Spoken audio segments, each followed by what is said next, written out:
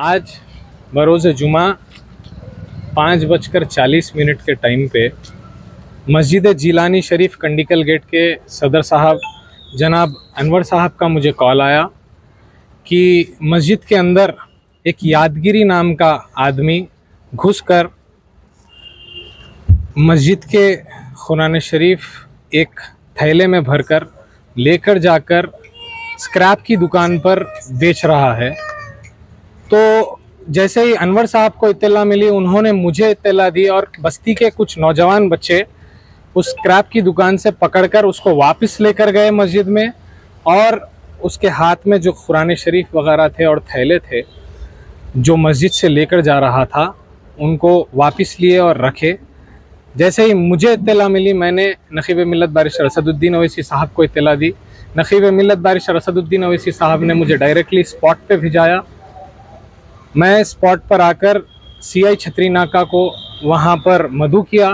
वो बोलने के 10 मिनट के अंदर CI छतरी नाका गाड़ी लेकर वहाँ पर पहुँच गए। यादगिरी को अरेस्ट किया गया।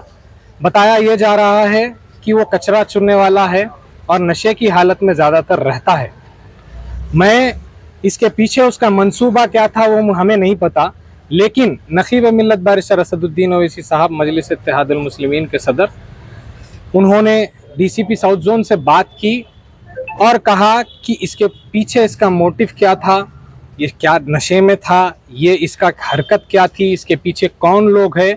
CI छतरी नाका को इन्वेस्टिगेशन कर निकालने के लिए कहा गया। CI छतरी नाका ने कंप्लेन लेकर इंशाल्लाह अगले आधे घंटे के अंदर FIR उस पर दर्ज होगी, और ये कहा गया, ये तयख़ुन किया गया कि कल सुबह इंशाल्लाह 10 बजे से पहले उसको रिमांड भी कर दिया जाएगा।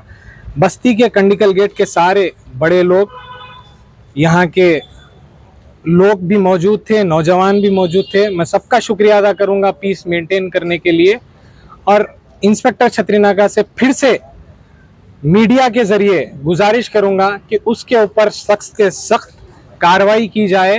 और नक़ीब मिल्लत बारिश रसदुद्दीन अवैसी साहब, हबीब मिल्लत जनाब अकबरुद्दीन अवैसी साहब, जनाब समद बिन अब्दाद साहब का भी शुक्रिया अदा करना चाहूँगा, जिन्होंने इस केस में पुलिस के आला अहदेदारों से बात की, और यहाँ पर जितने भी लोग हमारे साथ आए उनका भी शुक्रिया अदा करना चाहूँगा। शुक्रिया।